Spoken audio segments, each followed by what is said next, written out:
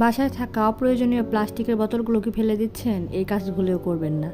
আমি আজকে আপনাদের প্লাস্টিকের বোতল দিয়ে একটি DIY প্ল্যান্টার আইডিয়া শেয়ার করব।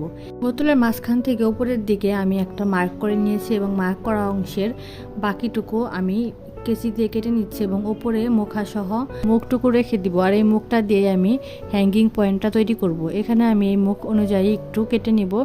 এই কেটে নেওয়া অংশটা আমি অফ ক্যামেরায় করে নিয়েছি। এখন আমি এই কেটে নেওয়া অংশটা বোতলের মুখা খুলে ভেতরের দিকে ঢুকিয়ে তারপর বোতলের মুখাটা লাগিয়ে দিলে হ্যাঙ্গিং পয়েন্ট তৈরি হয়েছে। এটাকে আমি এখন রেডি অ্যাক্রিলিক কালার দিয়ে পেইন্ট করে নিব। আর আজকে আমি একদম ইজি পেইন্ট করব, যেটা সবাই করতে পারবে। এই অ্যাক্রিলিক কালার দিয়ে আপনারা জামা কাপড়েও কালার করতে পারবেন এবং জামা কাপড়ের কালারটা কিন্তু উঠে যাবে না। এই রংটা পেতে আপনারা হোয়াটসঅ্যাপে নক করতে পারেন। তো দেখতে পাচ্ছেন আমি কিভাবে এটা আমার বারান্দার গ্রিলের সাথে হ্যাঙ্গিং করে নিচ্ছি। আইডিয়াটা কেমন লাগলো কমেন্ট করে জানাবেন। টাটা।